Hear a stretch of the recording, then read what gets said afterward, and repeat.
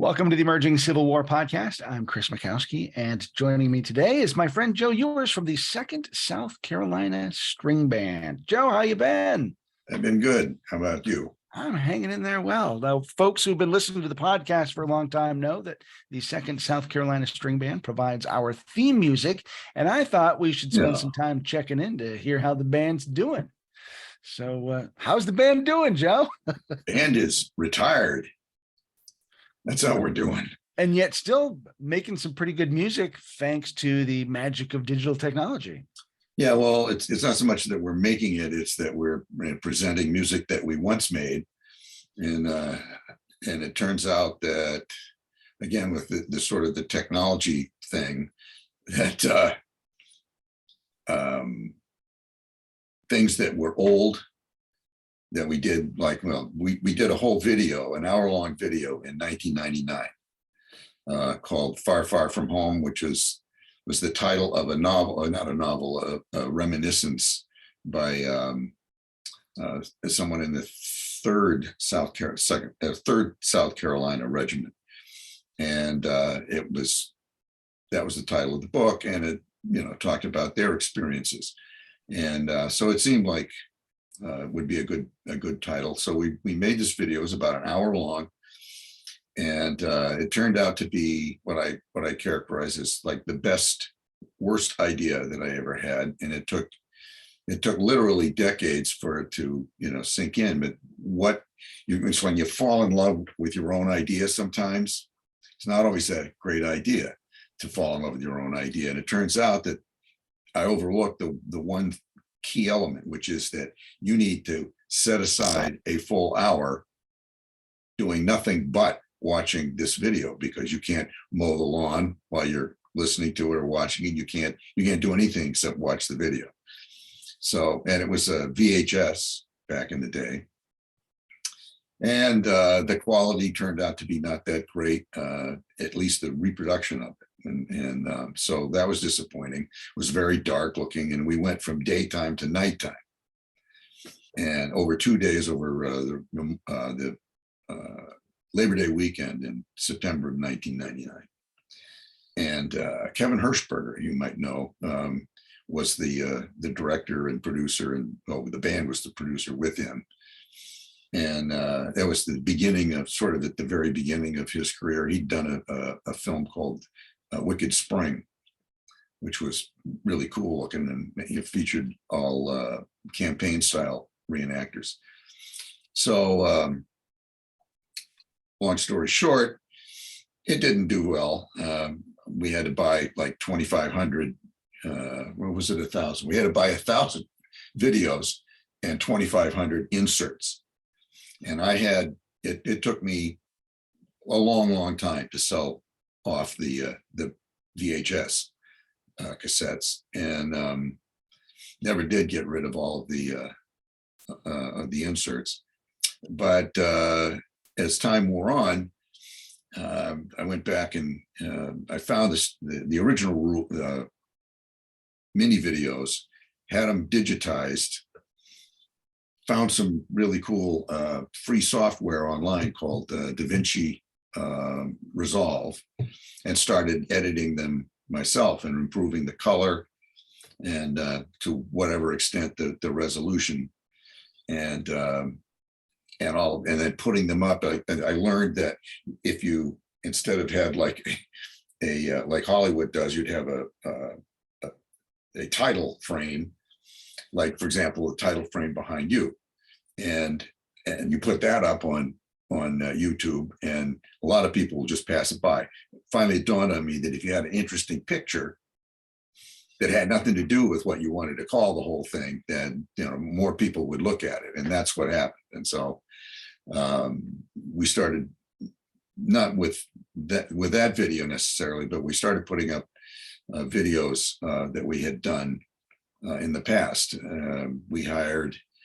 I hired a guy to come down and shoot the 150th, because I knew at the dance there was going to be the thing that happened at the end of all these dances for several years that we never ever imagined or anticipated.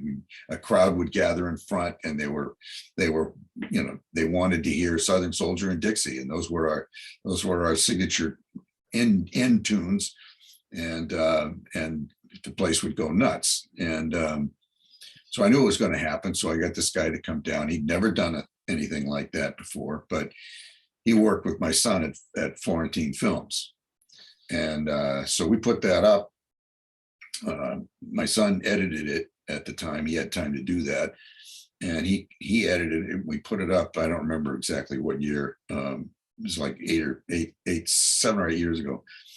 And a few years later, all of a sudden, one weekend, right around the July event, it went from, I don't know, like 60,000 views or something like that to 180,000 or something. It went viral for some reason. And then of course it fell off after that, but it's now got, it's closing in on 3 million views.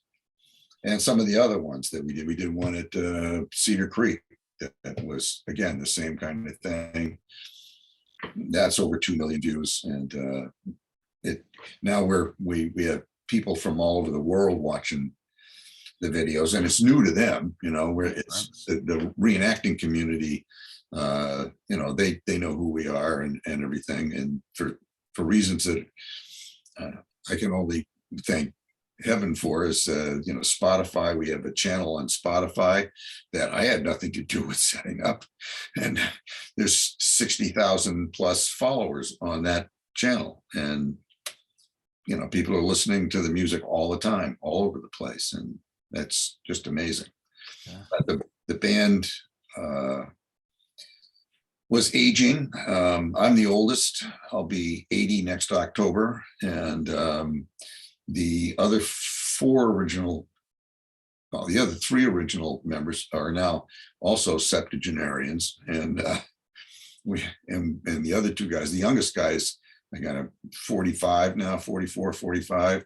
Mike, they're our outstanding fiddler, and Joe Whitney, I think he cracked into the middle 60s in recent times. So we're all getting older. We weren't able to get together as much. The political atmosphere, as everyone knows, changed radically. And all of a sudden, everything Confederate was bad. And then we had COVID. And we had, family issues that, were starting to crop up, elderly parents and other kinds of commitments and stuff like that. And I was having a lot of trouble, more and more trouble just getting around.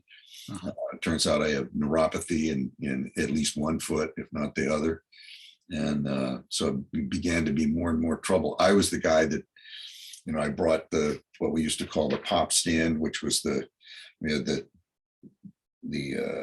dining fly in front of my A-frame tent. And that's where we performed. And my brother was next to me with his I guess he had a half, I can't remember the kind that had sides on it. So not the full sides, but half sides. And he had a fly as well. And so the two of those would be side by side. And that's where we'd set up and everybody else would set their tents up, behind or next to us. And I carried two tents with poles and the flies for both. And it just got to, and all my own stuff and instruments. My brother was always brought the sound system and all his stuff. And it just got harder and harder to do. And it was a little easier when you were living in Gettysburg, but you guys are from parts scattered across the country. Well, yeah, the band began in Salem, Massachusetts, where it's damn hard to be Confederate. And the unit was created by a very decorated Vietnam War vet, Richard Johns, and it was named after Company I, which was a group of, I guess, well-to-do Charlestonians and the men that lived around Charleston. They were part of a militia artillery company, as I understood it. And I should remember the guy's name, but now I'm old and I forget names all the time. That was a real fire-eating secessionist, was a member of that unit, and the second South Carolina, but the company I in particular was in from firing on Fort Sumter all the way to Bentonville. And so it was a Kershaw's brigade, highly decorated, famous Confederate unit. And so that was the name, that we took. And because none of us, except for me and my brother, would have met if it weren't for the unit that we joined. After I went to the 125th Gettysburg and caught the bug and wanted to join a Confederate outfit, and that was the only one in Massachusetts at the time. And I knew which side I was on from, I guess, the 5th grade, maybe 4th or 5th grade, when I first learned about, Pickett's Charge and all of that. It was, and that, it was only about the soldiers. That's all. The rest of it was never a consideration. We just studied the generals and the soldiers and so on and so forth. So it was great to be part of the reenactor 2nd South Carolina unit. And so we took the name in honor of the unit. Otherwise we'd never, and none of this would happen. Yeah. And you guys kind of got together in the same way that Civil War bands of the time did. Like, you happened to be in the same unit, but you also happened to play instruments and kind of clicked that way, right? Exactly. At first, Dave, who's our lead singer and guitarist, and I, we weren't able to quite coordinate it. He'd bring his guitar one time, and I didn't think he was coming, so I didn't bring my banjo. And then the reverse of that. And then finally, we used to have an event in Boston Harbor at Fort Warren, which was during the war. It was a prison for ranking Confederate officers, among who at one point was Joe Kershaw, who was rounded up and put in there.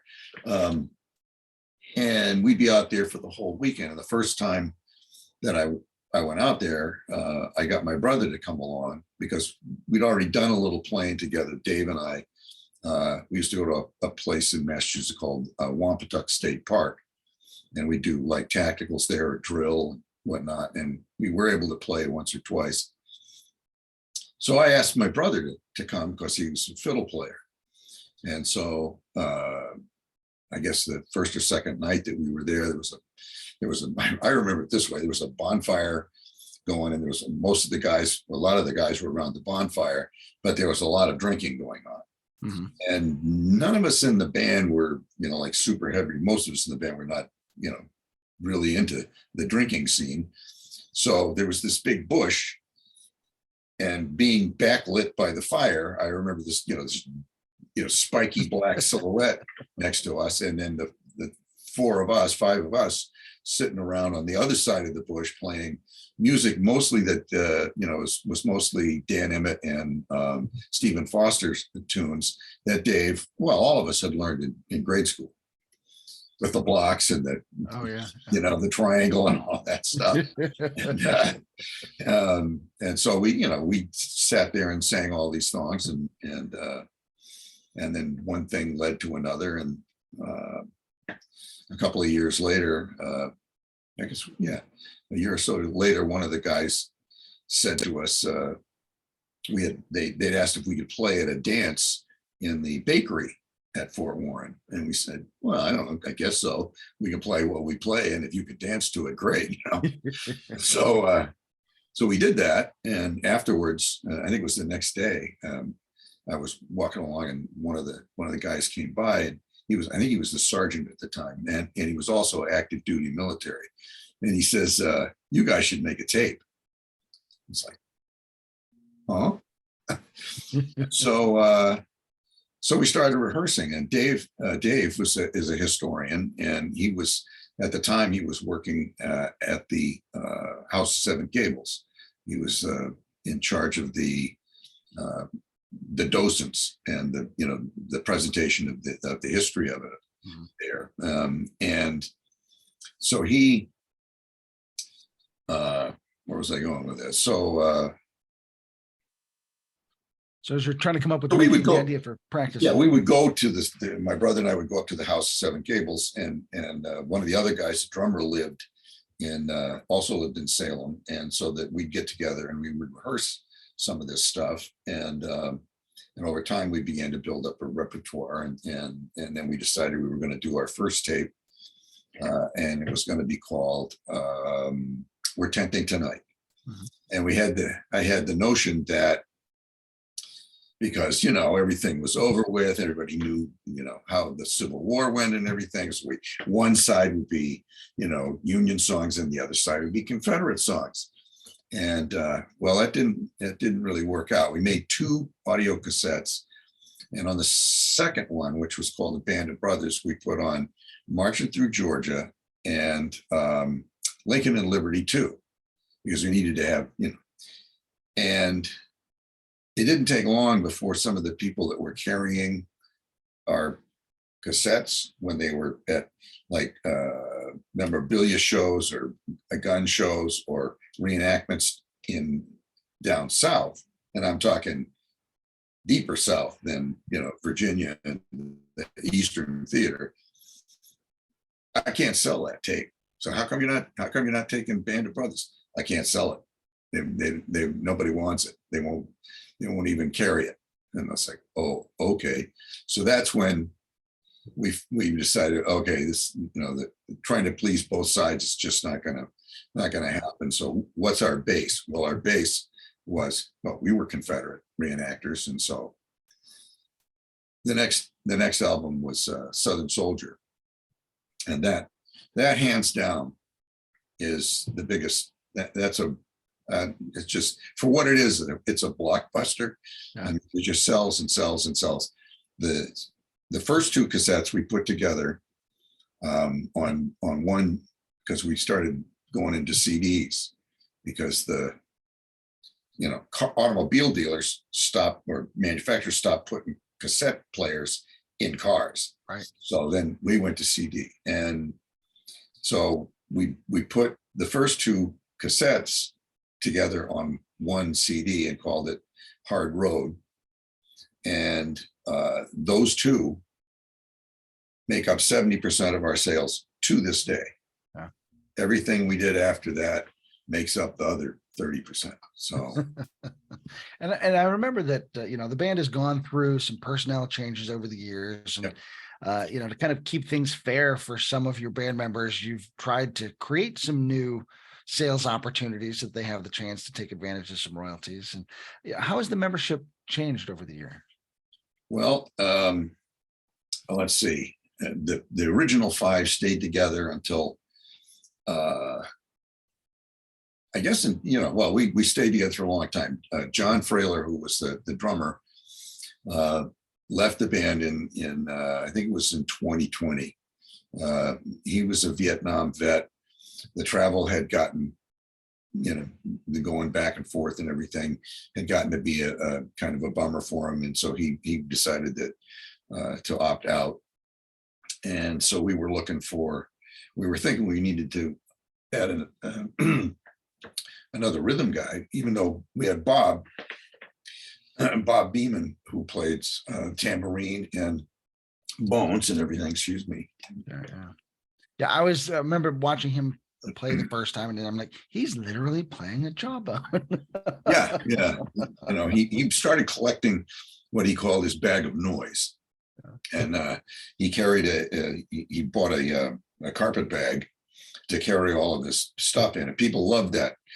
He would set up one of those canvas camp stools and lay out his various, he had wooden bones and bone bones and different kinds of animal bones and different kinds of wood bones. And he had 2 different sized tambos, and then he got the jawbone, which was hilarious. And people, you would come and they would come over and just stand around and look at all the stuff, and he would explain all of that. And after John Frailer had been gone for a little while, I mean, some of the guys in the band were still saying, well, we need to find a drummer. And it's like Bob had these big tambos, and I wasn't really missing the drum. A lot of the time, Fraley used to play what they call rim shots. He would beat out a rhythm with the sticks on the actual rim rather than on the drum head. But the drum really helped to drive the beat. But Bob's timbals were getting basically doing the same thing. And that's when we had also added Marty Grudy, who was a fire captain from Waterbury, Connecticut, whom we had met reenacting. He was a member of the 5th Alabama, which is out of the Hartford area. And he was just an amazing fifer. If you had, 30 fifers marching around with but he was part of the, so really, I can't remember the name of the outfit. It was a really famous fife and drum outfit. They dress up as pirates. But anyway, if there's drummers and fifers, and if there's 30 of them, the one you're going to hear above everybody else is Marty. And so Marty joined the band after he moved to Gettysburg.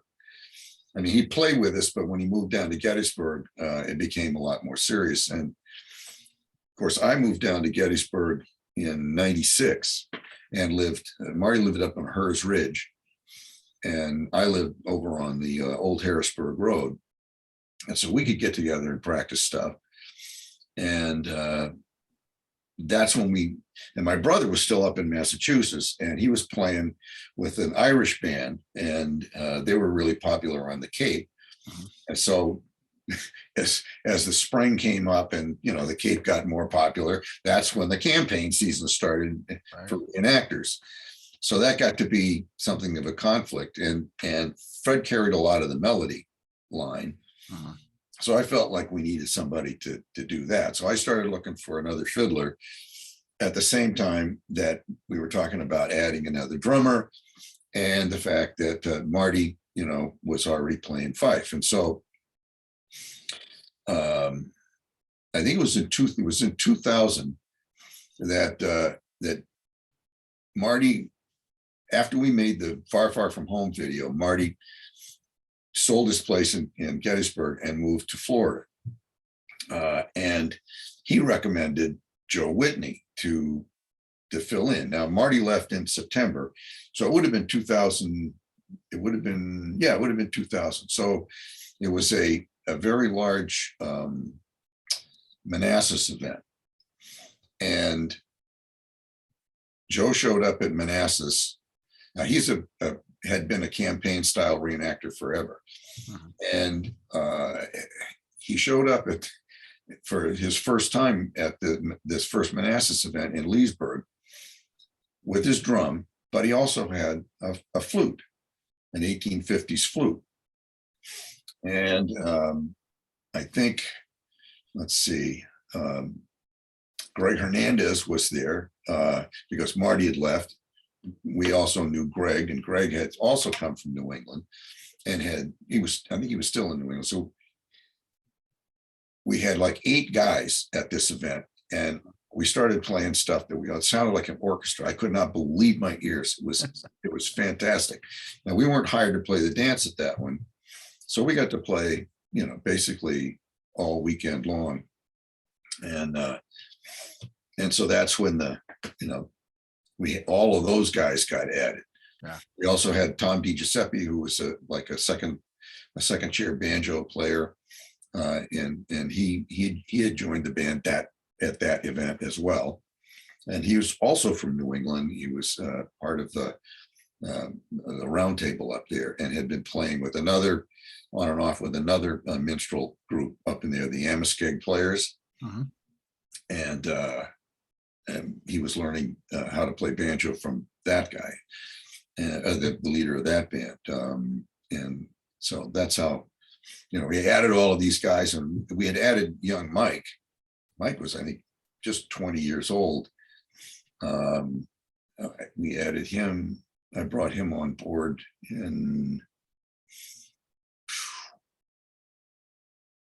early on. Wasn't long after I got down. My brother still hadn't come down. And when it was the Grant V. Lee event, I don't remember exactly what year it was. the 97, 98. Anyway, no, it wasn't 98. Would have went Grant V. Lee, it would have been after that, it would have been 99 probably. That Mike got added to the band. So as I listened to all this, and and I know this from knowing you for so long, but you're the keeper of the flame. You're kind of at the center of all this, and not only as banjo player, but kind of business manager in a lot of respects. How did you end up into that role? Because most people don't get into playing music because they love the management part. Well, I think it was, I often wondered how guys that led reenactment units got to be the commanders of the reenactment units. And almost universally, it was the guy that formed the unit to begin with and kept getting reelected to it. I only knew of one or two outfits that changed their leadership as a almost as a requirement every 2 years or so. And that was the 7th Tennessee. And it was a pretty good deal. They got to rotate their commanders, and but I think in the end it came down to in most cases in reenacting, whoever it was that was most interested and had the most time and really wanted to do it for whatever reason, whether it's because they just like to be in charge. Now I know that I'm a control person. I'm not exactly a control freak, but I do like to be able to be sure of what's happening, and no, I was the one who had the time to do it. I was a freelance artist. I was running that business on the side. Well, that was my main business actually, and so I could set my own hours, and I could do the things that I budget my time to do whatever I wanted, and everybody was content to let me to do that over the years.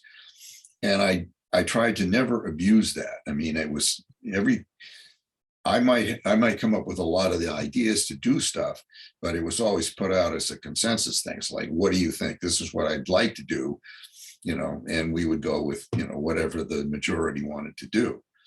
And so the highest, I think, I don't know, one of the things that means most to me in my entire life is that these guys have trusted me to run this for all these years, and to just take care of that part of it. And as we began, there's so much of this whole story. When we changed over from cassettes to compact discs, we needed somebody to make them, and I went to a place in New Jersey called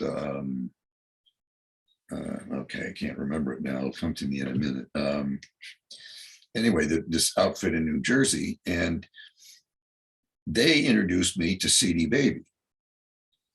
And so I read up on the CD Baby stuff, and if you signed on with CD Baby, which was set up to promote independent musicians and with all genres. And so I just started whatever they had. I said, yeah, sign me up, whatever it is. And over the years, they've put us into everything. And, it's like anything that might make money, whether it's fractions of a cent, we're there.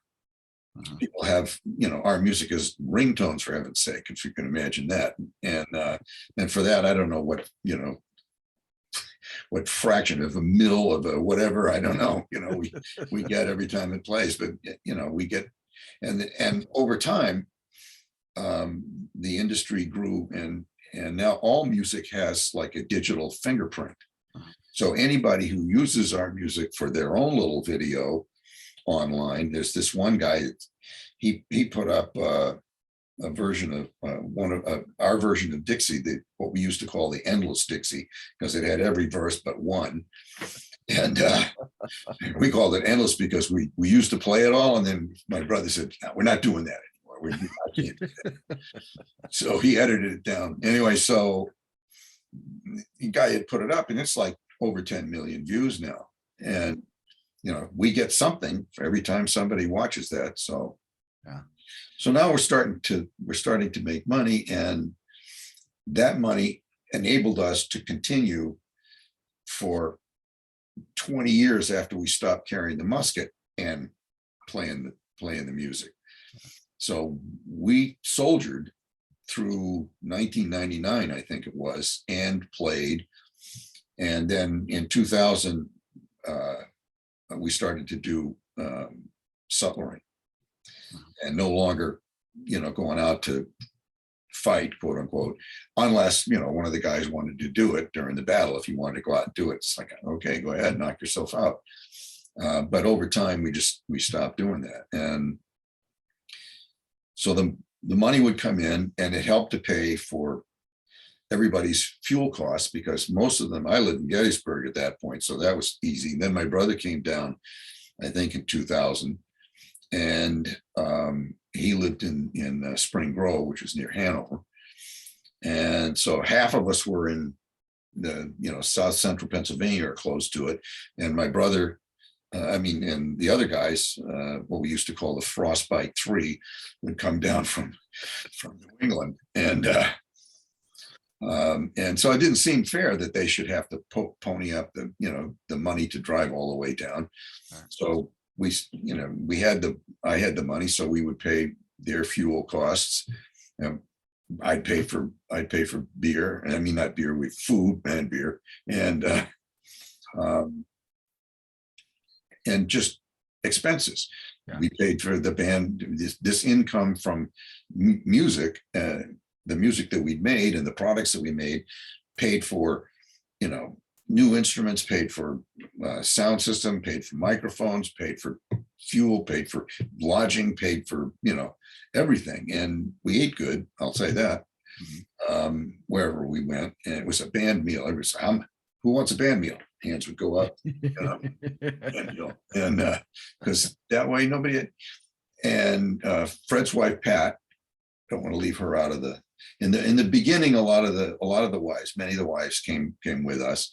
And that was in the years when we were still soldiering, quote unquote. And but as time went on, commitments, job commitments, and family commitments and stuff like that dictated that the ladies would stay home. Fred's wife, her kids were grown at that point, and so Patty would come along, and we began to view her as, sort of like the mother of the lost boys, she was the den mother kind of, and she looked after us, and she and Fred would organize the a lot of the meals that when we would eat out when we first got to the site, and we eat out when we left, and but we would eat at the reenactment, food that we would buy together or bring and whatnot. And so and Pat handled all the over-the-counter sales at these events, and that so in the end, when the thing began, which may be in what you were driving at it, as we reached the end of the trail, I began to think, a friend of ours once said, this music is evergreen. Yeah. It never gets old, because every year, as an educator know, every year there's a new crop, 4 new crops, whatever it is, depending on what level you're at, of people that are learning about the American history and the Civil War. And some of those people go on to want to know more about it. And so they get into it, and that's where a lot of the sales and the interest and everything is. We've gone way beyond, the following that we have goes way beyond the reenacting community anymore. And it's, we have people that leave comments from China, from Bangladesh, from Serbia, from Russia, from Venezuela, from Brazil, from just people all around. Morocco, somebody the other night. Are you kidding me? Morocco? Iraq. I've had some people from Iraq, Iran. It's just unbelievable. And so this money keeps coming in. So what to do? And because I'm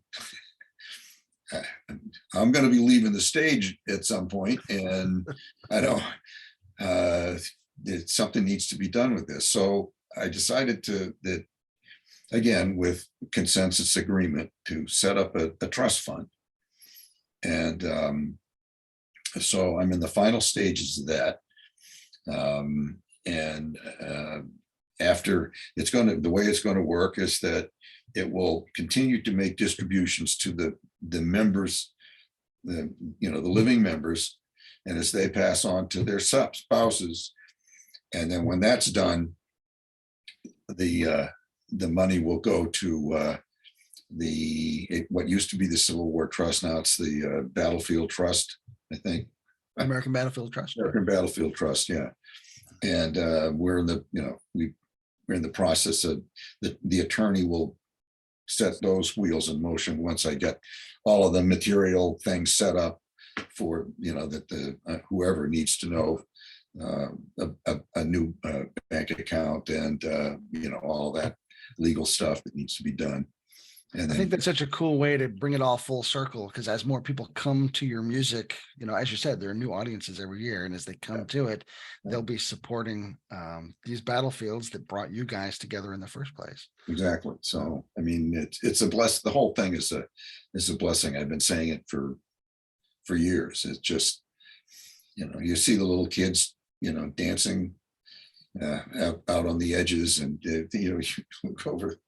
I don't know, like a couple of Gettysburgs before we finally gave it up. There was a couple of young kids showed up with their mom and dad, and one little girl was like 6, the little boy was like 4 maybe, and they knew the words to the Bonnie Blue Flag, all of them. And one of them had a Union flag, and one of them had a Confederate flag, and the little boy wanted to be Confederate, the little girl wanted to be a Yankee. A couple of years, a year or two later, she showed up again. Well, they kept coming back, and they're in a couple of the videos, and the little girl showed up, and she's wearing a kepi, a federal kepi with a bucktail. It's one of the best bucktails I ever saw. It was fantastic, and I said so. And talking to her dad later on, he says, she shot that deer. No way. She shot the deer? He goes, yeah. She was, I think, maybe 6 or 7. That's her buck. Holy moly. Are you kidding me? So, yeah, it's meeting people like that, and the people that come on. That's the part that I think all of us miss more than it. That when you're playing music together, one of the experiences that we all had is we had this like this mini experience that you see when you watch, famous rock and roll people or famous musician groups, and you watch the documentaries that they've all put out, and they all speak of this sort of a telepathic thing that happens. Where you're really, everybody is just together, and it's something you really can't describe it. It's something that you can really feel, and it's, and sometimes the crowd gets that too, but it's just, we miss that. We miss making the music, but I think we miss talking to the people, and that's why I respond to as many of the comments on our YouTube channel as I can.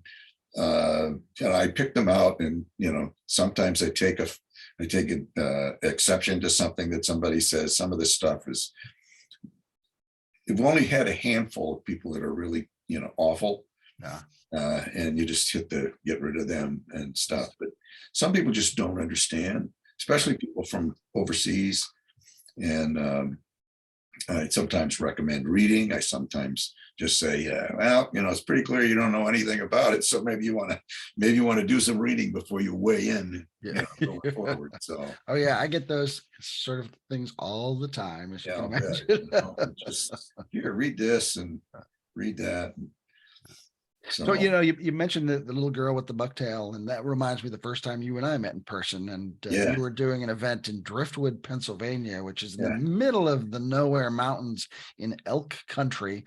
And it's the home territory of the bucktails. And you guys were doing an encampment in a concert, a firelight concert. And so I came down because I live not too far from there. yeah. And what an amazing performance you guys did. And you Um, talk about that connection that you all get, and you guys were just all in sync, and the crowd was in sync, and it was just a transcendent musical experience. Really, I don't know how else to describe it. It was just wonderful. It was Yeah, just that's one of the most memorable events that we ever did. I always used to say that was our favorite venue to play around a campfire.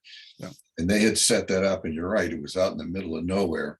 One of the guys, well, it was Whitney, drove, he decided he didn't want to come, the regular way. He wanted to follow one of those, one of those big omnibus maps, the ones that fold out and get down to like really the nitty gritty. And he wound up following a fire trail and literally drove out of the woods right behind where we were set up.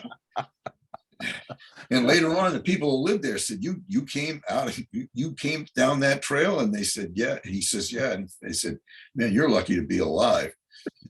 Some of those things just go into like pits, and you could have disappeared forever. Anyway, so yeah, that was one of the magic ones, that event. Those guys were great. That it was amazing to be in as a Confederate band, to be invited to play for one of the most storied Pennsylvania units, Union units, federal units in the Civil War. And it was like, that kind of summed it all. It's like, it's over, the war is over. The issue was settled. We don't hate each other. We just, we sing about it. We pretend. It's pretend. Hello. We're not really killing that Yankee soldier. And, just like when people hear that and they see the videos, it's like, there are Yankees out there in the audience and they're singing along. They used to like that song. So yeah, it's when you and your daughter showed up at that, I was like, wow, he really made it. And it is out there. If you want to go for a gallon of milk, it's a hike. And you talk about Whitney having the map, and it's a place that even today, if you had GPS, you lose signal because you're just out in it's down in one of those ravines. Now those guys, and they must have told you, but they would build a raft. They actually did it during the 150th or 140th or one of the big events. They built a raft just like their forebears did in May on that mountain stream, and they rafted down, a log raft. And I've seen some of the video of it. It's terrifying. They took that all the way down to the Susquehanna and down to Harrisburg. Yeah. Those guys are serious dudes. Great people. They were the last, well, actually the next to last, but the last field event that we did. They invited us to a reunion in August of 2019. And we were going to be there and play a couple of concerts for them at that. And we got, it started to cloud up in the Saturday afternoon, and we got one of those wind shear event things. And it brought down the shelter half that we were not a shelter, it was like a dining fly that we were under, soaked all the instruments, soaked the sound system, and we just weren't able to continue. And we felt really bad about it, but we just, we couldn't even come back the next day. The stuff was damaged. So. Well, talk about bringing down the house, I suppose. Yeah, really. So anything I haven't asked you that I should have, Joe? Well, I don't know, probably, but I know no, folks can still find you at civilwarband.com. no, actually, yeah, they can still find it there. But I tried to, I wanted to redo the web page, the web page at one point, and it just by the time I got around to wanting to do that, Facebook had come along, and I found it was a lot easier to do stuff on, to communicate with people on Facebook. That I had to work through somebody else to put anything up on the web page.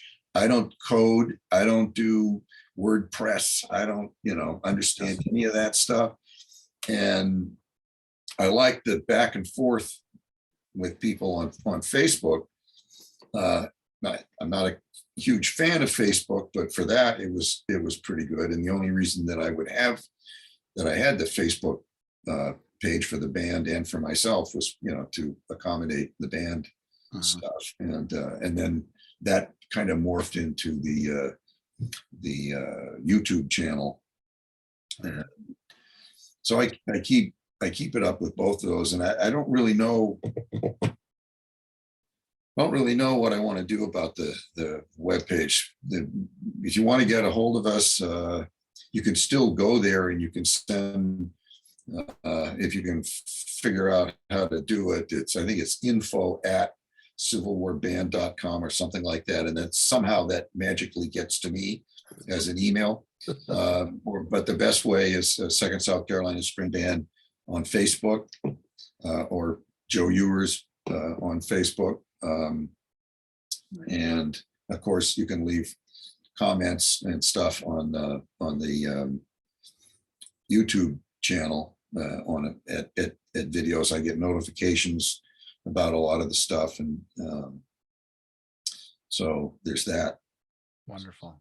Well, Joe, it's been a privilege to catch up and do a little reminiscing today. Well, thanks a lot. It's been great to see you again, Chris. And I follow you guys on the emerging Civil War. I've read your books, some of them, and the whole, like you say, it's like the whole thing came full circle.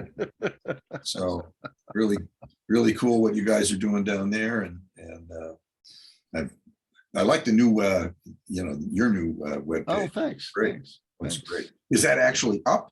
Or is it? So we're still working out some kinks, but so far the launch has been pretty smooth overall, and we're pretty happy with it. So thanks. I went there last night, and I wasn't sure, but it seemed to be working. It was working, but it seemed to be. So yeah, I'll be going back. Thank you. Thanks so much. You bet. All right, man. Thanks. Take care of yourself. You too. Happy New Year. Happy New Year.